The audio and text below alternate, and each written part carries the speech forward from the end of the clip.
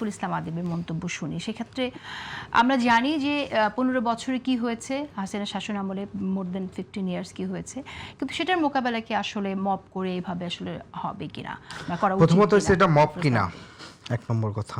এখানে ব্যক্তি ইসাক যদি 5 জন নিয়ে গিয়ে আরো 5 জন কবি মিলে গিয়ে পড়তে দিব না, তাকে এখান থেকে বের করে যদি মব নাও বলে, মবের সংজ্ঞাও যদি নাও যায়, তবু এটা বাক স্বাধীনতা হরণ, কবি স্বাধীনতা হরণ। না, 2 নম্বর বিষয়টা হচ্ছে শিল্পের কি কোনো ক্রিটিক থাকবে কিনা সোসাইটিতে,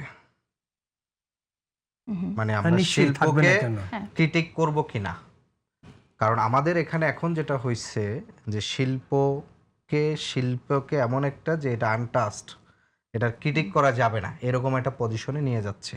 এবং শিল্পীর যে একটা রাজনৈতিক দর্শন থাকে, একটা রাজনৈতিক শয়তানি থাকে, মানে একটা রাজনৈতিক শয়তানি শিল্পীর, মানে যেটা সে শিল্পের আড়ালে অন্য গোষ্ঠীকে ওই শয়তানির মাধ্যমে তিনি খাটো করতে চান, সেইটার ক্রিটিক থাকবে কিনা।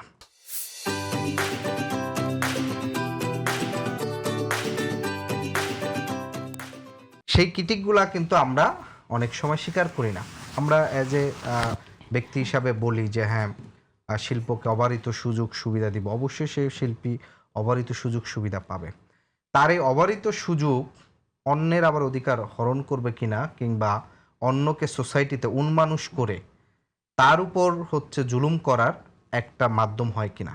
কারণ আমরা তো এখানকার গত ফ্যাসিবাদের সময় সাংবাদিকতা যদি ধরেন আপনি ইন জেনারেল বলেন যে সাংবাদিকের কণ্ঠরোধ, কিন্তু আমরা তো হাসিনার সময় সাংবাদিকতা দেখেছি ফ্যাসিবাদ কায়েমের জন্য আরো উঠে পড়ে লাগছে।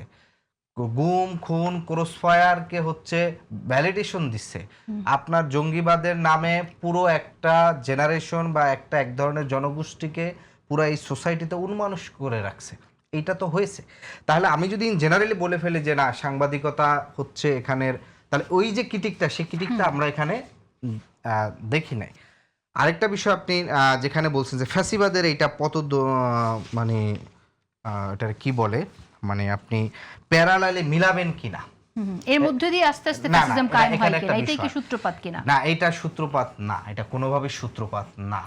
প্রথমত আপনি বলেছেন যে শিল্পীর রাজনৈতিক শয়তানি, আপনি ঠিক এই কথাটাই ব্যবহার করেছেন, কিন্তু সেটাকে কি শিল্প দিয়ে মোকাবেলা করবেন নাকি অস্ত্র দিয়ে, শক্তি দিয়ে মোকাবেলা করবেন? না, এখানে তো অস্ত্র ইউজ করে না। এখানে আপনি তাকে না, এখানে সে শক্তি প্রয়োগ করছে ব্যক্তিগতভাবে গিয়ে।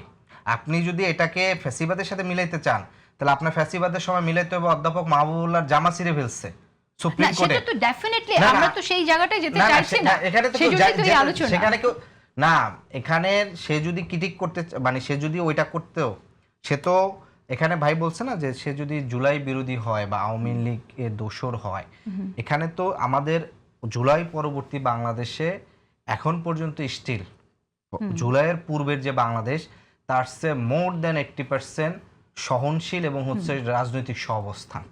আচ্ছা, এইটা যদি না থাকতো, ঢাকা ইউনিভার্সিটির মিনিমাম 150 শিক্ষক ঢাকা বিশ্ববিদ্যালয়ে ঢুকতে পারতো না।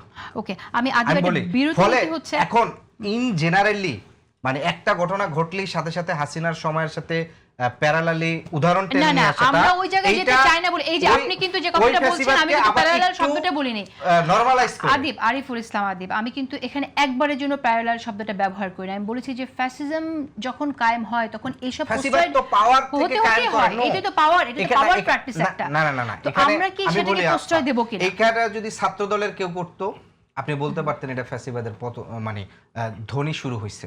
না, সেটা বলবো না। তো বিরোধী দলের শক্তি নেই নাকি? না, বিরোধী দলের কোথায় শক্তি? বিরোধী দলের এমপি বিয়ে করলো, তাকে বিয়ে করলো বলে তিনি দাবি করছে তার বাবাকে লাইসেন্স করে দিয়েছে এবং ব্যবসা বাণিজ্য দিচ্ছে। ফ্রেমিং জায়গাটায় সমস্যাজনক। ফ্যাসিবাদ স্বৈরাচার, আমি বলি হাসিনা পড়ে যাওয়ার 1 বছর আগ পর্যন্ত এখানকার সকল প্রগতিশীলরা হাসিনাকে ফ্যাসিবাদ বলে না, বলতে চায় না, সর্বোচ্চ স্বৈরাচার বলতে চায়। এই কথাটা আমি মানতে রাজি নই। আদিব তার কথায় বলেছে যে এখানে লেখক কবিরা কেউ বলে নাই, তারা যদি খবর রাখতো। আমি লেখক কবি বলি নাই ভাই, আমি বলছি প্রগতিশীলদের বড় একটা অংশ হাসিনাকে 23 সাল পর্যন্ত ফ্যাসিবাদ বলতে চায় না, বলছে সর্বোচ্চ সে স্বৈরাচার। আমরা বলেছি, আমি বলেছি, আমার লেখা বলেছি, পত্রিকায় ছাপা হয়েছে। আপনি বলছেন সেজন্য আপনাকে ধন্যবাদ।